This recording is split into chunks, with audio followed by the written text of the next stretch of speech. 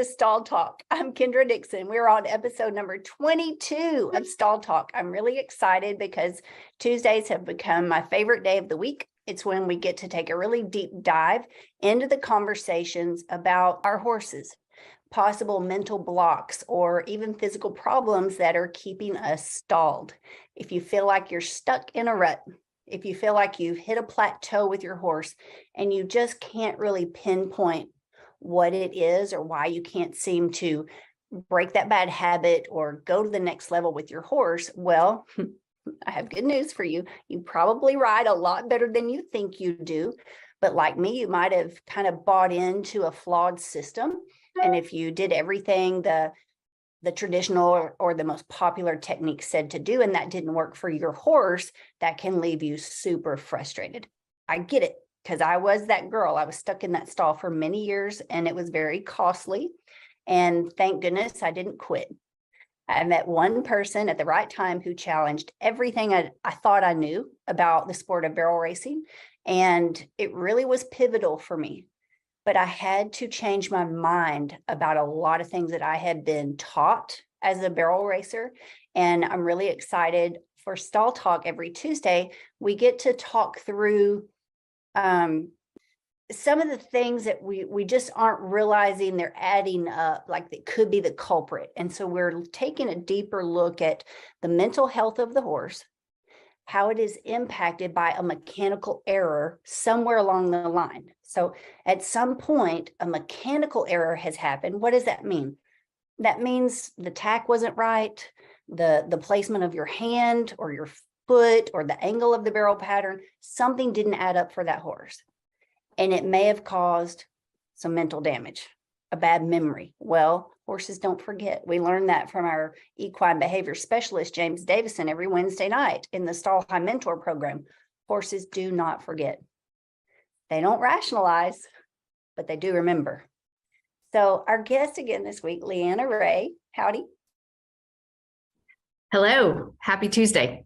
Happy Tuesday. Thanks for being here again. Thank Michael you. Richardson. How's everybody doing? Pleasure to be here. We're good. So I want to talk this week, and Lori Roth, everybody say hi to Lori from Nacogdoches, Texas, moderating all things Stall High. If you reach out to Stall High, chances are that's your first person of contact, Lori Roth. All right. So this week I want to talk about sensitive horses. Why are they sensitive? What are some of the possible causes? And what can we do to help them be less sensitive? I'm hesitant to say desensitize them because I think that kind of swings to the opposite end of the spectrum. Michael, what are your first thoughts on sensitive horses? Well, I think they all start that way. And through human interaction, it can be dulled, unfortunately. And I think the thing of it is to be very conscious of the sensitivity of the horse and how to utilize that in their development as it pertains to creating that relationship between the horse and the human, and the education and insight that you're both human and horse are trying to work on and cultivating to keep that sensitivity, but help them understand, or in development of that, to be able to develop it in such a way that you're not taking it away, you're using it to your advantage. And I always go back to the fact that, a horse can feel a fly line in any part of their body and they're shaking that part of their skin. So why do we go about utilizing more, sometimes force, pressure, than what a fly might, as it pertains to the horse? And as it pertains to the mind in particular, I think it's very important, and you alluded to it, not to desensitize the horse to it, to sensitize them to different types of stimulus, whether it be, brushes, plastic, things that are going to blow, just different environments you're taking your horse to.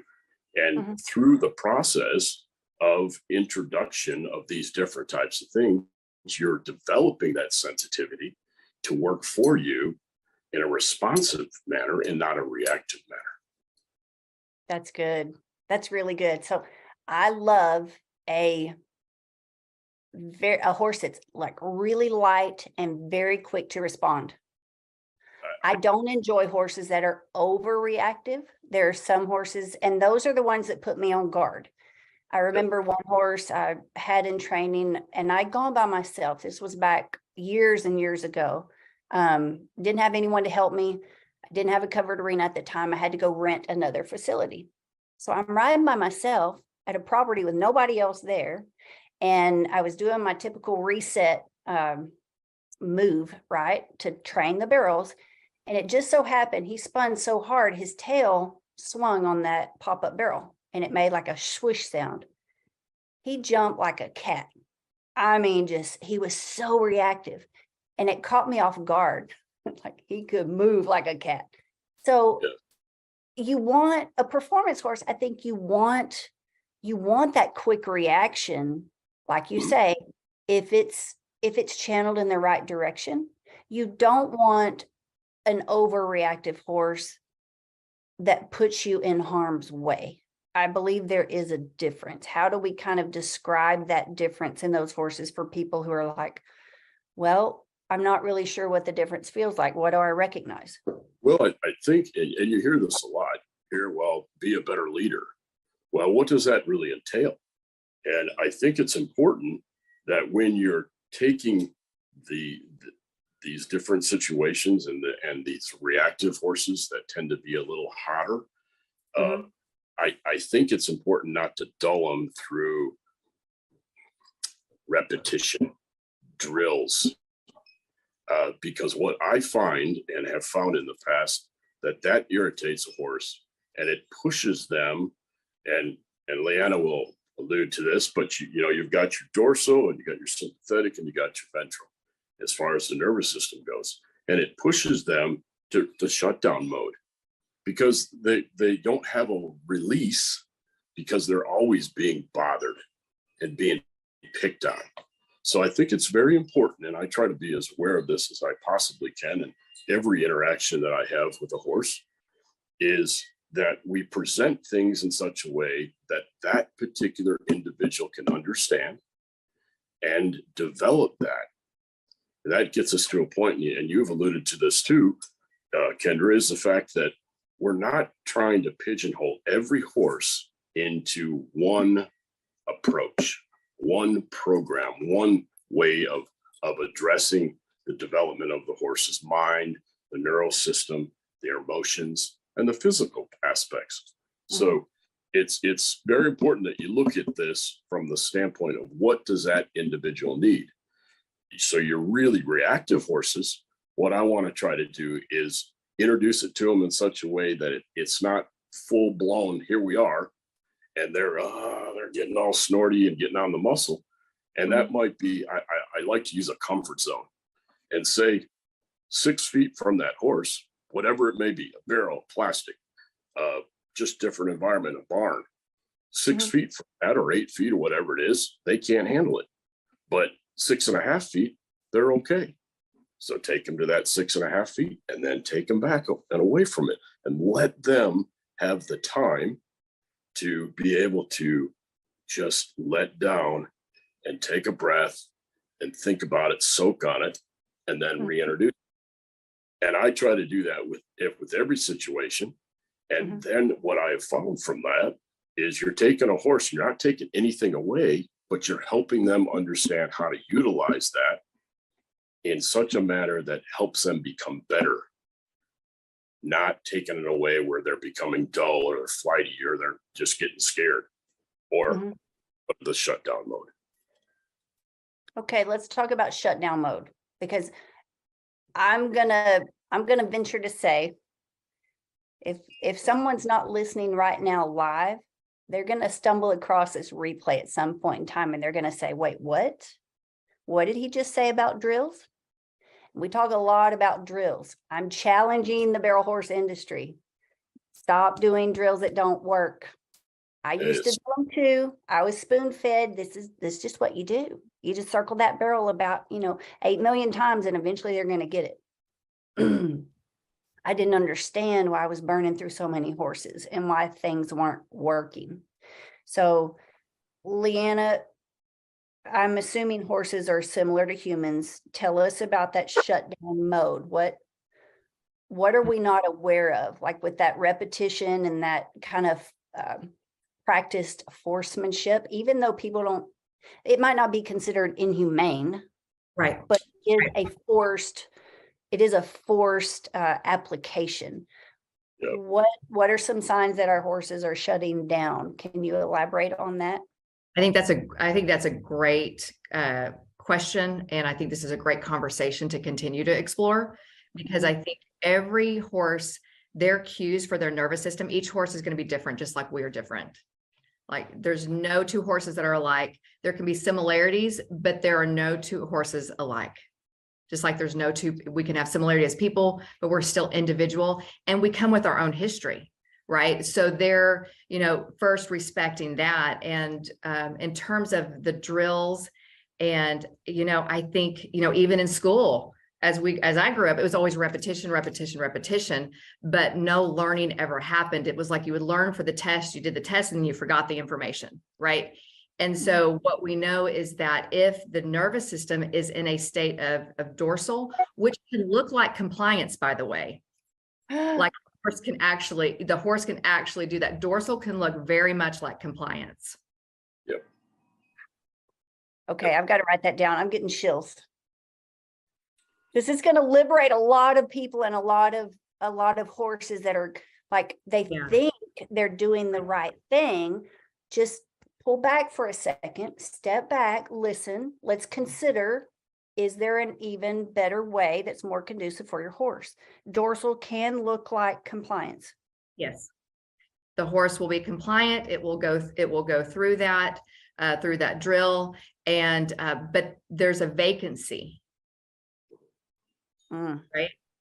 There's, go ahead, Michael, go ahead and speak to that. And with that vacancy becomes numbness. Yes. And that numbness is often interpreted as dullness.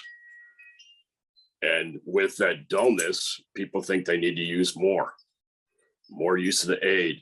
And in actuality, you need to use less. Mm-hmm. And you need to help them walk through that numbness, that dullness that we think the horse has become. Mm-hmm. And really, that's not it at all.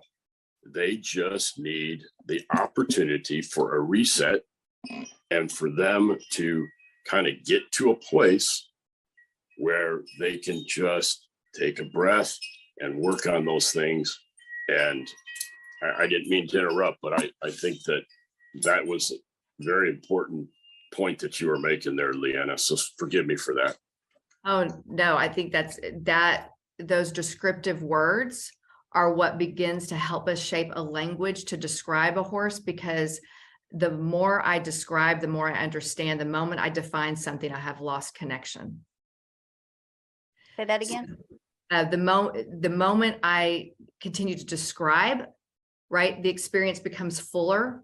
The moment I define, the experience shuts down. And we are an experience-based brain, as are animals. And drills do not give us an experience. Well put. Thank you. Thank you.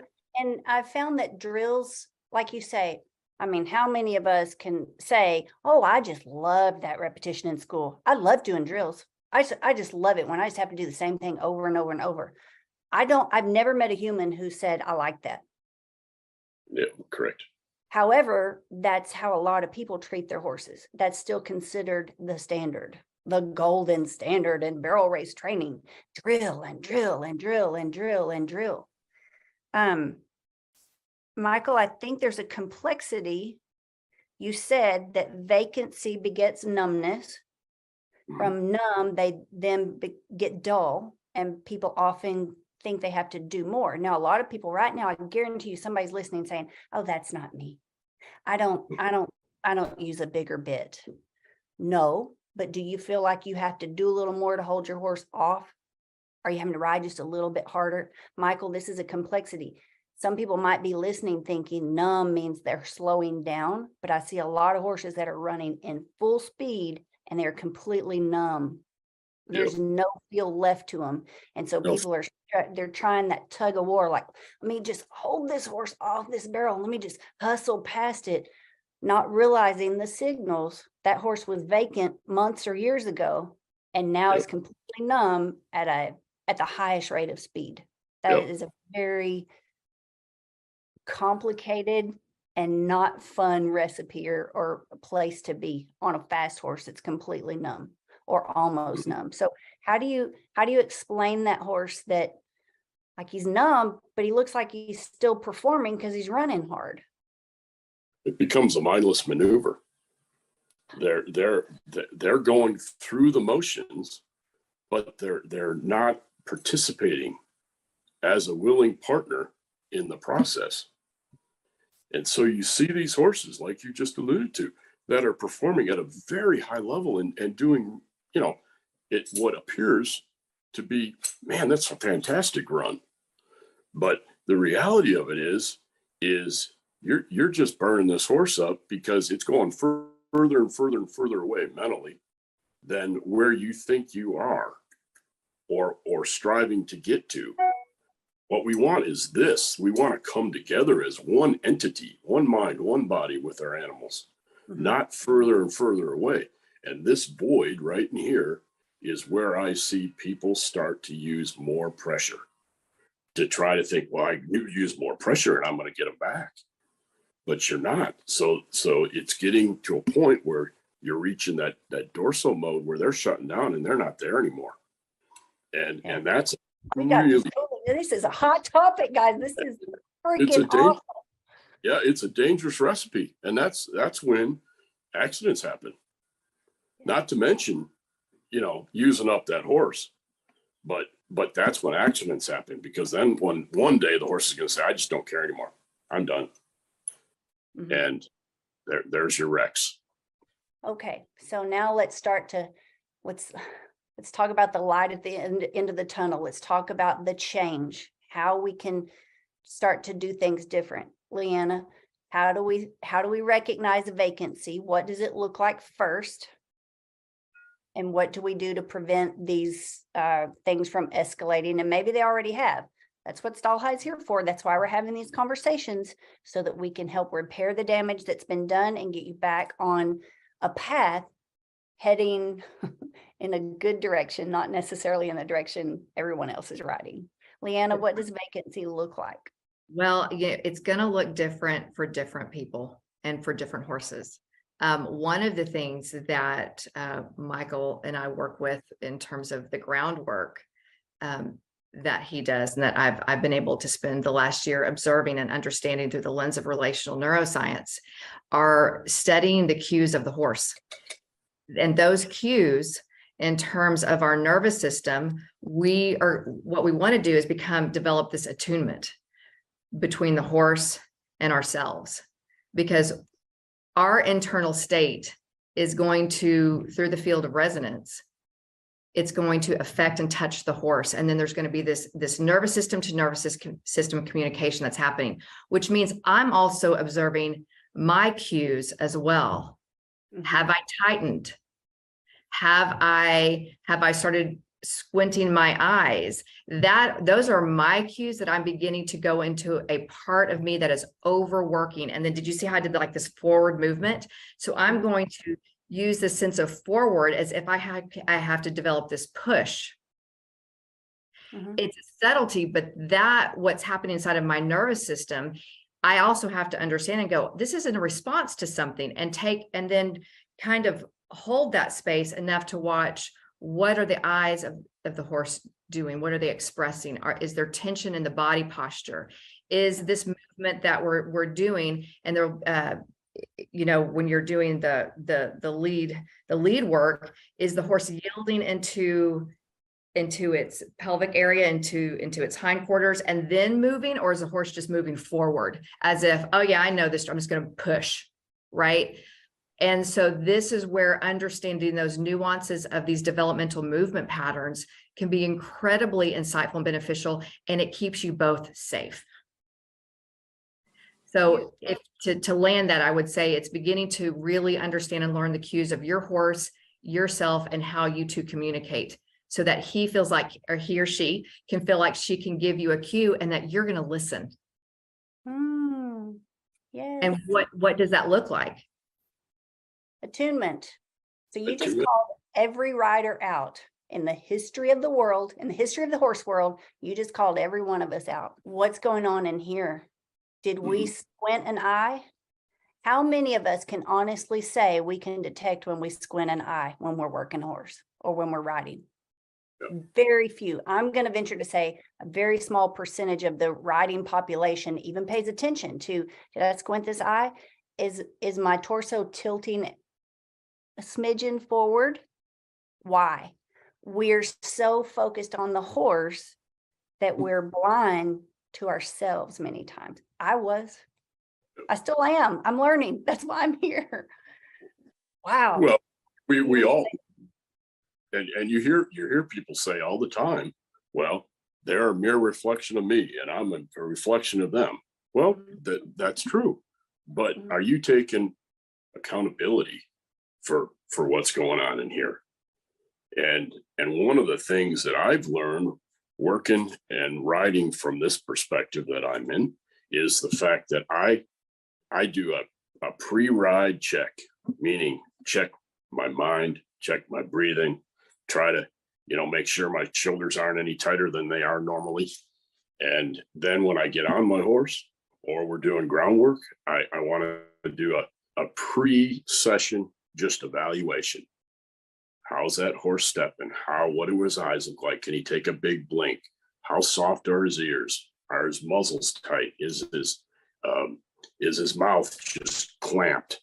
What's his tail doing? How, all of these things. And it doesn't take very long to take the opportunity to observe oneself and observe the horse and address any tension to the best of our ability that we may have as it pertains to moving forward for that session, for that ride, and then ultimately getting to the competition. I'm curious, how many people are watching right now? And you just heard Michael say that. You might be on TikTok right now. How many of you would love to see Michael's checklist? Would that help anybody? Would you like to know? Would you like for him to spell it out, the things he watches and notices in a horse before he steps in the saddle, and the things that he evaluates in himself? If you want that checklist, you need to speak up right now. And Michael, I would love to get that from you at some point so that we can share that with our audience who cares enough to learn and take that. Anybody here on the Zoom? Shelly, is that you? Yes, I think it would be awesome. I do too. Please, Can I thank make a point real quick? Just, Yeah. Michael, I don't know if everyone is aware, especially because there's other audience on TikTok and behind the screens. Can the perspective you come from, please share the perspective you come from and from where you sit, literally. Oh. Literally. Yes, I guess that would be helpful, wouldn't it? Well, I feel very, very fortunate because I have had the opportunity to learn how to interact and ride over probably over 4 times now. So a lot of people say they learned to do all this once. Well, I've learned 4 times and I continue to learn every day. So we all understand that we never stop learning.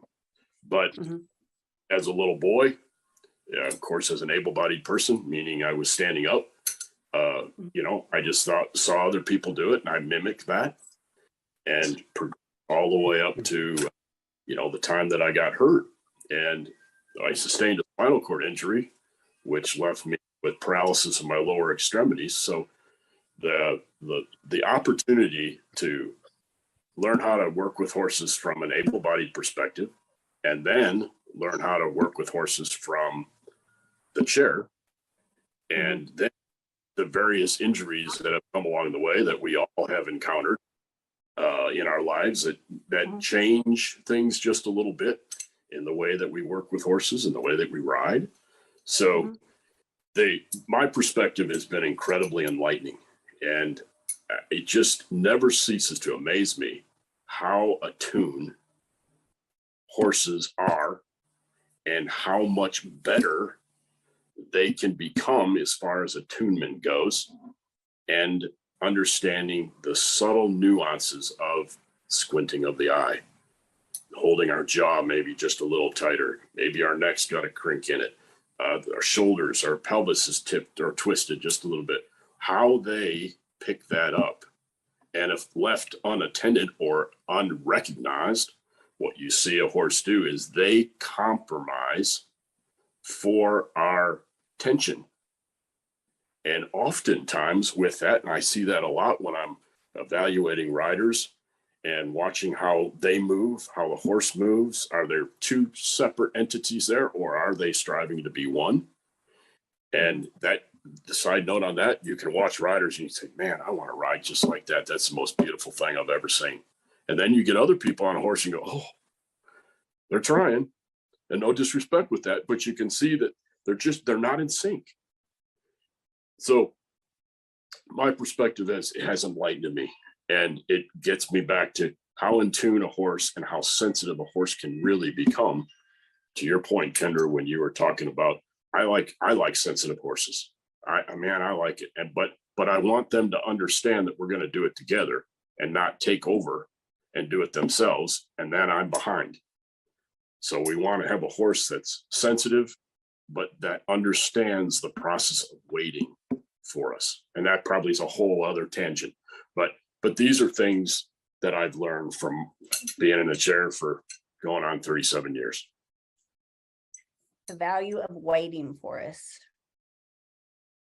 Wow. All right. I've got another question for our audience. Comment if this is you. Does that sound like a dream come true to you?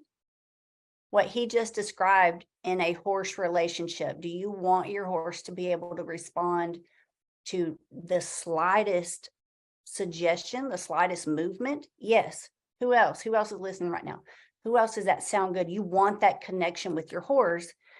I loved how you pointed that out, so that the horse doesn't kind of step on top of us, or the horse is not calling the shots. A horse that's very responsive and also understands the value of waiting. And yes, Michael, we could talk for years on that itself. That's timing. There's an interesting balance of timing that happens with the horse every day, but this is just a wonderful discussion to have today. So my mind is pretty well blown once again. Leanna, do you have anything to interject, right now, and what you're hearing today and this week in Stall Talk? Well, I love the collective conversation that's happening and seeing. I'm just looking in the chat area and just everybody kind of chiming in. It's interesting because when we have these talks, we're talking about both developing ourselves and the horse, and understanding, I think, the depth of the process that's happening. And it's a phrase that Michael will use. It's in what we can't see that we learn to become attuned to. It's not what we can see, it's what we can't see. And I think Michael can speak to that, of why he uses that phrase, because from his perspective in the chair, right? Things can get dangerous pretty quickly, right? So his nervous system has had to learn this language of being that finely attuned, right? For many different reasons, as we can see. But any one of us can develop it. That's the one thing, is that everyone can develop that sense. We all have it innately, and it can actually be developed and nourished and cultivated. And that's the hope of this. That's why we have these conversations. And that's why I'm taking notes. I hope you guys are too. That is beautiful. It's in what we can't see that brings attunement. Boy, did you just hit a hot bullseye. That's good, Michael. The things you can't see. Yeah, it's we put so much value. Oh, see it. There's things that have steps before that that led up to that. And you put your emphasis on what you saw in as it pertains to a release, a reward. More times than not, you're 2 to 4 steps behind. So if you can start thinking about what you don't see and develop that as it pertains to a feel and the timing and the balance that comes from that, then once that horse actually commits and then responds, you're out of the way. And that horse just kind of melts right into that position. And that'll hold it because there's no pressure, there's no force, oh, I'm going to get hammered if I don't go there. So you're keeping them attuned on the nervous system and shaping that nervous system. And then mentally, they want to go there. You set it up and they're like, man, I'm going there. Whether it's the way a horse moves, their carriage, their frame, the way they maneuver around a barrel, the way that they track a cow, the way that they set up for me, for example, to set up next to my platform so I can get on and they stand there and they're waiting. I mean, all of these things come into play. So when we talk about what we don't see, it's getting back to those movements, those attempts that the horse is making before they actually respond. Okay, the attempts they're making. This is so good. It's really good. All right, guys, if you're listening, like Leanna and Michael are dropping gold, solid gold for you today that will help you with your horse. If you will think about it, like replay these statements in your mind, replay this link. Okay, it's going to be in the Stall High Network. It's also on YouTube every week. You said the horse will melt into position, that if we are riding based on what we see, that's typically more times than not going to put you 2 to 4 steps behind. Ouch. Like that's a pretty harsh scolding right there for people to step up and say, I will take accountability. I have been riding based on what I can see. I don't feel it yet. Well, then that is your indicator, and this is your invitation to learn how to feel. And last night I did a training session last night. I had a friend here in the arena with me holding the camera, Taylor Lewing and Tammy Chatburn. She was our interactive member and she was on the live. So there are only 3 of us on this live last night while I'm working these horses. And I kept talking about trying to predict. So if you allow your horse to land or stop at a barrel and you immediately feel the outside hip slip, or you know it wants to, and it happens every single time, well, then that is your responsibility. I think it's unfair, Michael, for us to get disappointed with our performance, with our horse's performance. You have no right to be upset on Saturday at the rodeo if you didn't do the work. And I don't mean do the drills. If you didn't pay attention to those movements, the attempt of the horse to speak, when you feel that hip wanting to slip out, it's our responsibility to correct that. Otherwise, it's going to be a habit that leads to a horse fishtailing, disengaging in the hips, and hollowing out in the back. That's what causes the front end turning. And I was explaining, like, predict that and then beat that horse to the punch, not literally, figuratively.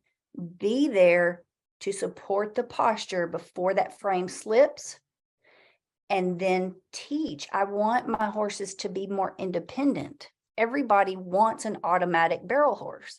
Everybody wants a trail horse that you can just drop your hand on and not have to micromanage through the trail the whole ride. So I like how you said that a horse melts into position. If Michael just called you out, guys, and if Leanna called you out earlier, because I feel like she's talking to the whole industry, we need to take accountability for where we're at before we go place expectations on our horse. Did that resonate with you if you're watching? And I love reading these comments in the chats. I love watching it here on TikTok. Did that resonate with you? Michael, you were going to say something. Well, I was just going to, you sparked another thought. And when you're talking about that, and one of the things that I have studied and continue to try to develop as it pertains to my eye and watching is probably if it's the second barrel that this happens, for example, let's just say that it probably happened before you even hit the first barrel. Amen. So we say, well, this stride, so many feet from the barrel or the jump or the cow, the horse does this with his hip. Well, I would venture to say that it was probably 8, maybe even 10 strides before that it was already starting. So if you can, again, be attuned to it and be open to it, address it between the 15th and the 11th stride to help it as it pertains to 10, 9, 8, way up to that barrel. And then around it. This is good stuff, Leanna. When we can start to detect early detection, Mm, that's key. How Yep. how can we help these riders? Because that I believe in the people who are listening right now. The Yep. ones who are bullheaded, they don't care. They're going to keep scrolling. They're like, that doesn't apply to me. The ones who truly want to learn, I believe they're here and they're listening. And I believe in horsemanship. I believe we are going to have riders that step up and say, I want that. I recognize that I bought into a popular system that maybe wasn't best for the horse's mental value, mental health, as well as physical fitness. How do we start to recognize that if we're just now thinking, maybe I'm more responsible and accountable than I realized? What then? Yeah, what then is exactly right. And by the time you say what then, you're too late. It's something that's manifesting in that 10th through 15th stride before that fence, or around the turn of the arena, coming down to the, a line of jumps, and or the barrels, and or circling a cow. James talked about the bubble and pushing on that bubble. Well, if you don't have your horse, the nervous system shape, the mind right there, and they're waiting for you, and together you approach that situation, then you're not going to have the success that you want, and you're creating an adverse effect situation for that animal. And Wow. and this is something that I hold for myself. If I'm riding circles, I think to myself, all right, can we ultimately do that bridleless? Can we take the bridle off and hold that circle without them dropping the shoulder, without using any leg? Well, with setting it up right, not just doing circle and circle and circle and circle type situation and drills. It's just setting them up mentally to be able to be there and waiting for you, and then waiting for me to get it right. And that's a big pill to swallow, is waiting, the horse waiting for us to get it right. Wow, waiting for me to get it right. I see Kevin watching. So Kevin, I think you're getting ideas over there. I can see you right now. When your shoulder heals, you're going to be out there with Summer when going bridleless. You're going to get there. I already tried to ride it with just my seat and feet, Well, but we're not there yet. I think, yeah, I definitely see that in your future for sure. Leanna, I love having you guys here every Tuesday. I would love for y'all to keep coming, every Tuesday. If people are ready, like I realize I need to take accountability, and we're ready to do the heart work, not just the hard work.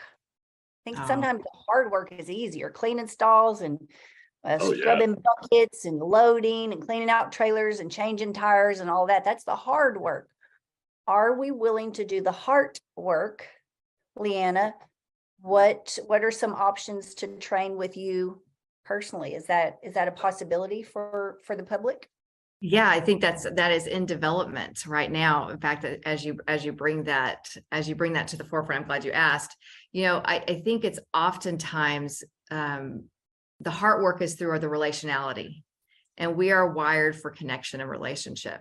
And sometimes we can get really stuck in the logistics of things, because this is just we are a left brain shifted society. There's a lot of research behind that and why that has developed. But we understand that the way to communicate nervous system to nervous system and to get into that place of connection in that ventral space is what we call it. And maybe one time we could just show a diagram of the nervous system, and even in the horse, of where that vagus nerve is, the master wandering nerve. But we know we can't access that through our left brain.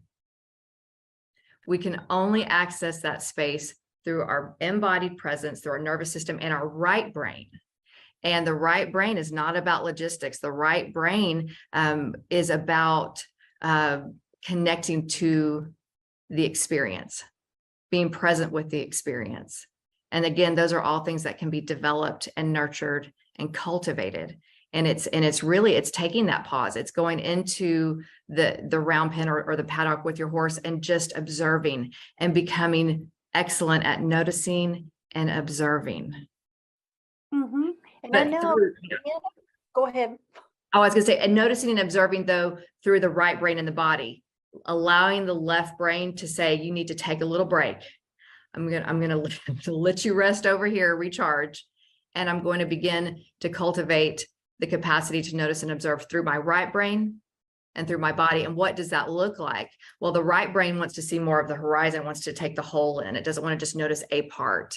It wants to work with the breath pattern of your body. It wants to move when it feels this inclination to move when you're with the horse, of dropping the shoulders or stretching the neck out, not because you've overthought it, but because you're moving with your inclinations, right?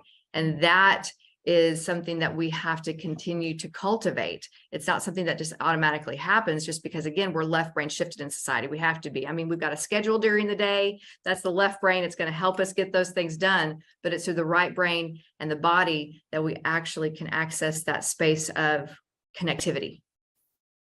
Okay, so I'm going to call people out because I know somebody's listening right there and you just judged. You're like, this is too woo-woo for me. Like, I'm not going to go out in the pasture and watch my horse. I don't have time for that. Okay, little Miss Big for your britches, because I used to think that too. I thought I was a little too above it. But let me just call out some very wise words from someone I know you respect. How many out there know and adore and love Steve Frisco? If you know the name, you know the name. We follow Steve Frisco in the horse industry. He is one of our leaders, okay? He has that position as an elder and of someone in a highly respected position. And he had a TikTok go viral last year. And it was about, if you've ever questioned God, then get yourself a bucket and go out there and sit in the pasture and watch your horse. It's Steve's words. And he's talking about the value of just sitting and watching your horse. One of the greatest horsemen, like he's iconic in the Western industry. He is the most iconic auctioneer, horse auctioneer I've ever known. Like he's definitely made his mark on the horse world. And so if he is saying that, if he is validating there is value here, none of us are above it. It is not too woo-woo for me and it's not too woo-woo for you. So I'm calling my fellow riders out. I'm calling out my fellow horse trainers that make a living in the saddle. You're not above this either. I believe that our horses, if you truly love your horse, you can't speak out of both sides of your mouth. You can't just say you do, but your actions don't follow that up. I'm getting on a rope box. Michael, I'm going to hand it back to you and we'll land this plane. Leanna, that was beautiful. Oh, I don't know that I can follow up with what Leanna just shared. I think it's wonderful. And it speaks to all of us. I think the biggest thing with our horses is give yourself time to breathe. Okay. Just give yourself time to breathe. And it falls right behind what you just said as far as observation. Leanna, you put it so eloquently. Just get there and be with your horse and give yourself time to breathe. We can all do that. We can all make time. If our horses mean as much as our bank accounts say they do, Yes. we can make a little time for them. Yes. Leanna, any closing thoughts? Oh, yeah, I think that's beautiful. We can make time because really it's through the relationship that we'll see everything else unfold. And that noticing and observing and being in connection is the foundation. And I think that's why these talks are so important, because in our left brain shifted society, which there's a lot, I can tell you more about the neuroscience of that, is that these kinds of conversations are what bring us back to center. It's what brings our right brain back into the, oh, this is what you want me to observe. This is what you want me to be aware of. And then you take that into your day and into the rest of your week, and it will affect the kinds of connections and experiences you have moving forward. Good. Okay. Who has a question in our live audience here on Zoom? I had a question about the reaching that warm, fuzzy spot with our horse. How do we go about that? I mean, Like, I know I go out and play with my horse, literally like a dog with my horse. Mhm. So, I mean, and I understand the whole left brain deal of, well, I want to get this done and da da da da, but that never works. I threw that out a long time ago, because if there was a problem that came up during the gathering of the horse or putting her in the round pen or saddling, that was what needed to be addressed at the time. So that was worked on, as opposed to, well, I need to make 40 circles and 4 of them backwards. No, that all went out the window. So you're asking, like, how do we find that warm, fuzzy relationship with the Yeah. horse? I think the biggest thing is to be authentic, because we all, I believe that if we have a horse in our life, there's a reason why. We're here to learn something. And the horse wants you to be authentic. So when you find your place of play, what is warm and fuzzy to you, right? Because that's, again, you want to be authentic. It's good. You're going to be co-creating something with the horse along with that. So you don't want to do something that is totally opposite of who you naturally are. But I love how you brought in the sense of play, because play fosters curiosity. Play fosters the capacity to be in sync and watching, and the horse watching you, because that's equally as important to create the experience, to invite the horse to watch you. And that's one thing that, as Michael trains, especially being in the chair, the horse has, what you will see is that the horse will always, before the horse moves forward, looks at Michael. Does that resonate or kind of make sense? Yeah. Yeah. You got to kind of be more mindful of what's going on with the horse. Yeah. And I get that about sitting in the chair, and because there's things you can't do sitting in the chair. You know, you have to keep the horse's interest on you. You know, what do you want? Yeah, if I may interject, yes, but in the process of that, don't try too hard to get there, and don't race for that. Yeah. Just let it evolve. That process didn't work out very well for me. Just let it evolve, and don't try to force it. And I'm sure you're already experiencing it, and congrats for that, and continue to do that. But don't try to race to that spot to think that that's where it is. Just let it happen. It's interesting you say that, Michael. Don't force it. Don't try too hard to get that relationship where you want it. I was riding the gray mare that I call Prophecy. And as soon as I stepped off of her, I was loving on her a little bit. And I made a comment to the Zoom camera, like, now we're friends. I've had that mare for over a year. So, and I've noticed this, I've said this several times to people who would be here in training with me. We don't have to like each other in the beginning. A lot of horses don't like me at all. If horses come here for a tune-up, they don't like it. I may be the disciplinarian. It may be boot camp for them. But I don't take that personally. I don't get emotional. I don't let it ruffle my feathers that horse doesn't like me right now. As soon as he understands where we're going, which will take time to earn his trust, and that I'm teaching him a path of less resistance, then we can be friends. And some horses that are a hard sell, like this gray mare, last year, if you go back and watch our training Zooms, she's stoic.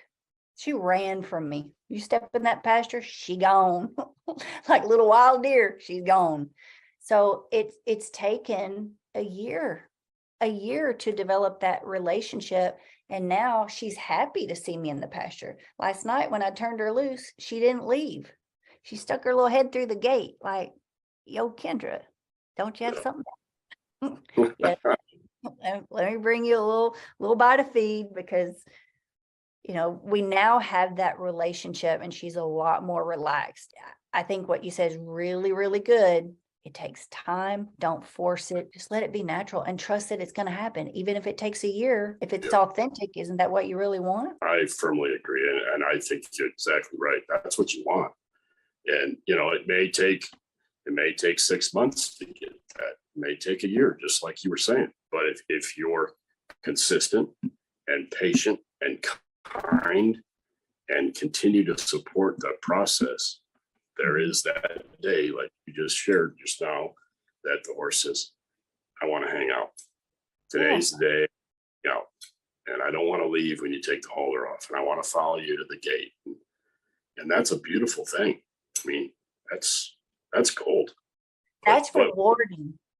Having Oh. that relationship and having that connection, even though I can be tough, like I don't like them as much as they don't like me. It is mutual. I don't like working with horses that are difficult and having to iron out the kinks and go back and try to repair the cracks in the foundation. But I tell them, I talk to my horses, that's what my dad did, that's what I do.